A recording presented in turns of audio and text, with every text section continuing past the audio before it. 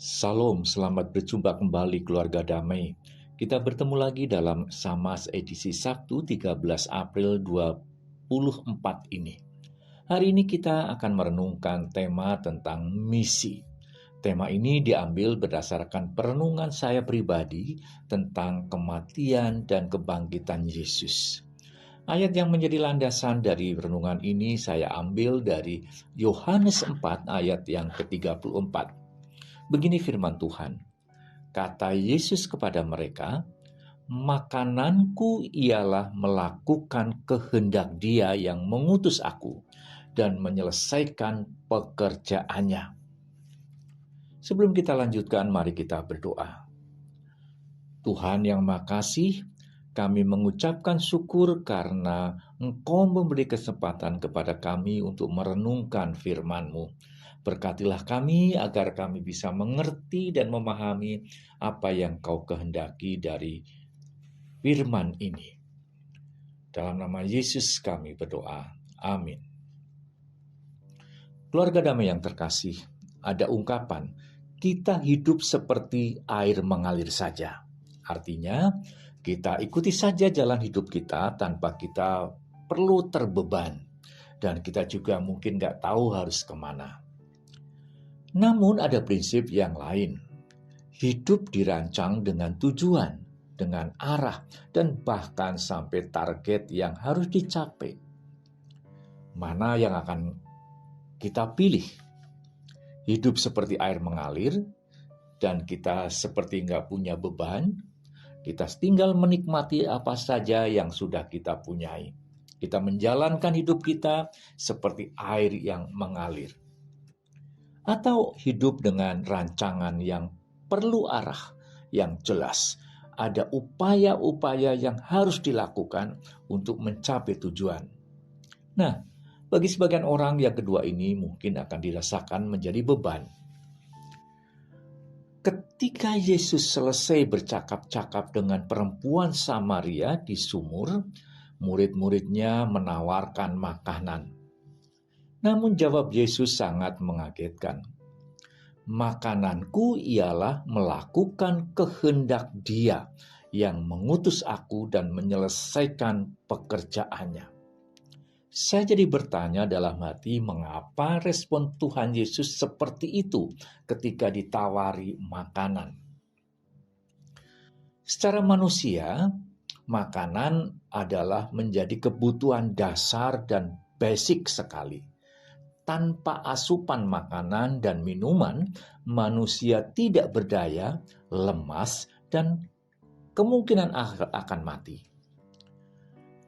Jika makanan itu seperti energi. Tapi bagi Tuhan Yesus, hal basic yang utama bukan makanan, melainkan misi Allah yang dibebankan dan harus diselesaikan olehnya. Ketika saya merenungkan hal ini, saya bertanya ke diri saya sendiri, apakah saya bisa seperti itu?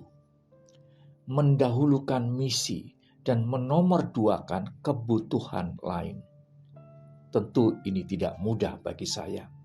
Tapi itulah konsekuensi kalau saya ingin menjadikan Tuhan Yesus menjadi role model saya.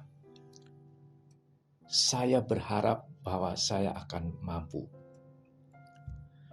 Tubuh manusia mengubah makanan dan minuman menjadi energi yang dibutuhkan untuk beraktivitas. Namun ternyata bukan hanya makanan dan minuman yang menggerakkan, yaitu ada hal lain, misi. Misi menjadi kekuatan bagi manusia untuk menjadi penggerak, untuk melakukan tindakan-tindakan yang jelas. Saya menjadi mengerti mengapa Tuhan Yesus mengatakan bahwa misi Allah ialah yang akan menjadi kekuatan. Saya jujur saja menjadi sangat hormat kepada konsistensi dan sikap Tuhan Yesus di dalam menjalankan misi Allah.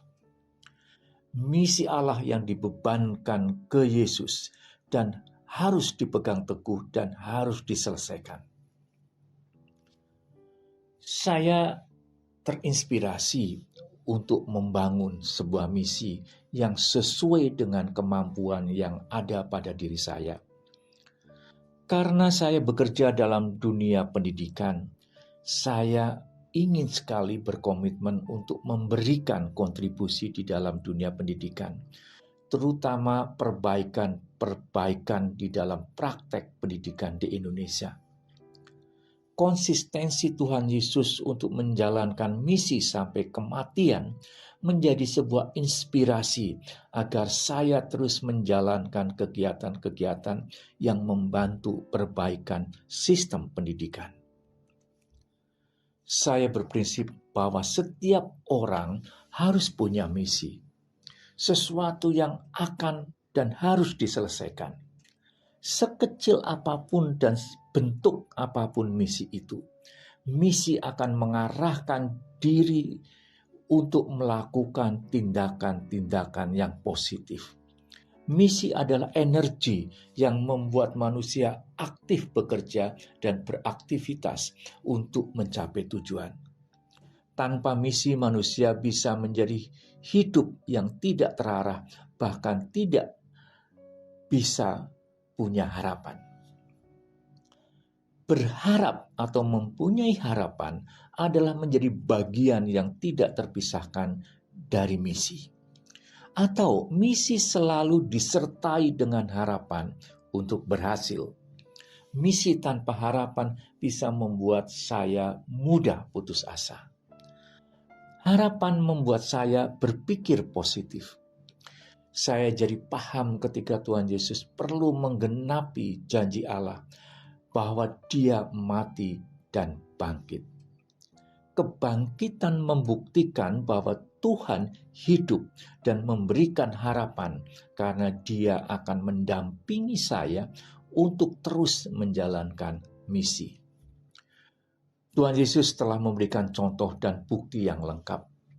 Hidup dengan misi yang harus dipertahankan sampai Dia harus mati di kayu salib. Dan pun Dia juga bangkit. Dan itu semua memberikan harapan bahwa Dia bersama saya. Apakah misi Tuhan Yesus sudah selesai? Saya merasa belum selesai. Tugas Dia sudah selesai. Tapi misi Dia belum selesai. Masih banyak hal-hal yang perlu diperbaiki. Dan kita semua harus mengambil peran terhadap misi itu. Sebagai orang yang percaya pada Tuhan Yesus, tugas saya adalah mengembangkan kepekaan agar dapat merasakan kehadiran Tuhan di dalam proses bermisi. Melalui keluarga, rekan persekutuan, melalui pekerjaan, dan melalui interaksi dengan banyak orang-orang di sekitar saya ingin tetap merasakan kehadiran Tuhan. Mari kita rasakan bersama. Mari kita berdoa. Tuhan Yesus, terima kasih atas kehadiran-Mu di dunia dan membuktikan kesetiaan-Mu pada misi dari Allah dengan mengorbankan dan pengorbanan yang begitu besar demi menunjukkan kepada kami semua tentang jalan yang benar. Ajarilah dan kuatkan agar kami mampu mengubah pesan yang Kau berikan menjadi sebuah misi hidup kami. Mampukan kami untuk bisa merasakan kehadiran-Mu selama kami bermisi. Terima kasih Tuhan. Amin.